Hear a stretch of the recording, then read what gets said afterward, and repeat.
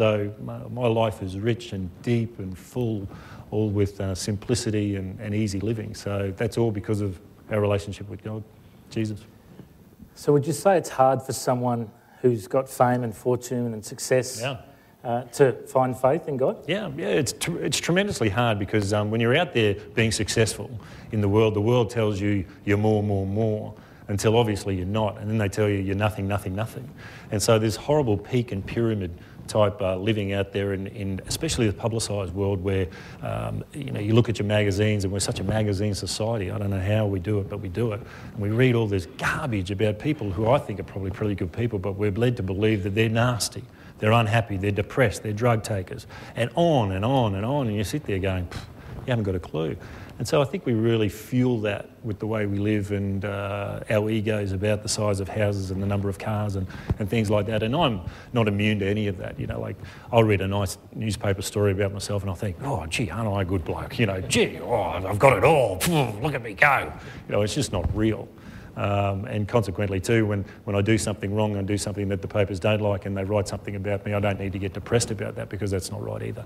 And so, if you can take a middle ground in there, you're doing really, really well, but it's seductive and it's hardcore and it's in your face every single day, like where our media is heading. And I'm part of the media, so I'm not, slashing and burning and saying these evil people who run it. But where we're heading is pretty tough on our kids, I think, and we've got to really take a hand as parents to protect them against the media that's getting dished up and these sort of brainwashing ideas that we've got coming flooding through. And we've just got to reach for better mentors. And we were talking about one earlier, David Basso, this great Australian who's been named Senior Australian of the Year, who set up Opportunity International. It's a wonderful story, and we've got to expose ourselves to the more wonderful stories out there of humble, quiet servants of God who get on and do profound difference in the world. Tell me, what do you think Duncan Armstrong's legacy will be? Well, legacy is not really something I really think about. I've got the most amazing family. I've got 2 sons and a baby daughter named Ava, and another one on the way. I don't think we're going to stop there either if you talk to my wife. So as long as I grow a good, honest family that has integrity, that wants to help people and wants to help the community and be part of that.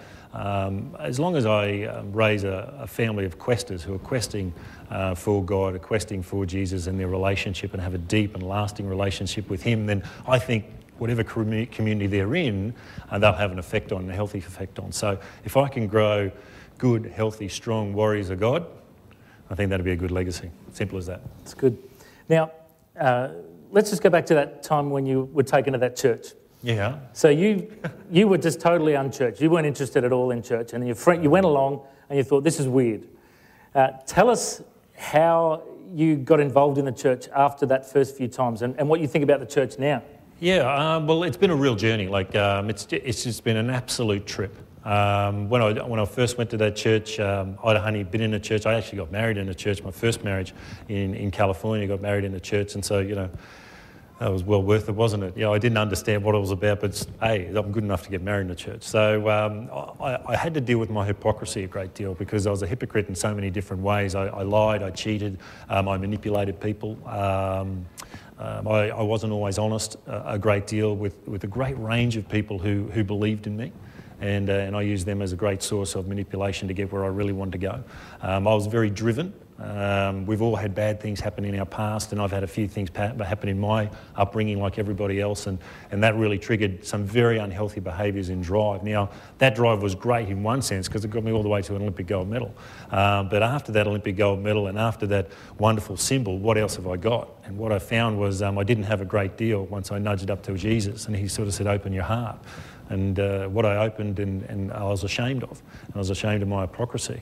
And so after the great entertainment of going to church for the first time and then finding the real base of what church is founded on, I was really challenged. I was very challenged and I was very ashamed. I think that's what the tears and the crying and the amount of emotion that I had. I had all this emotion of hiding behind the facade and finally stepping out into the light, not to be too biblical and too crazy about the imagery there, but by the time I got rid of a lot of the bad behaviours I had, it was crushing.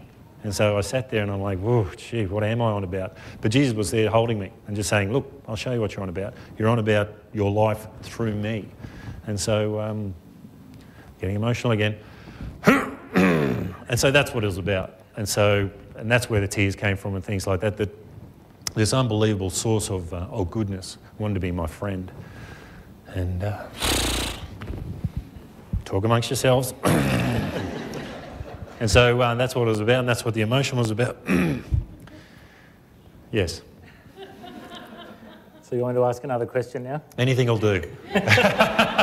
Anything will do right now.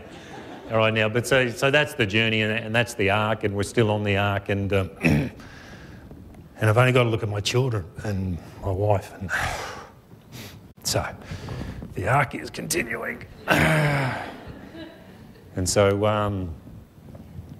now we're into more real topics and things like that, more worthiness and more life, and it's only through him that we can do that.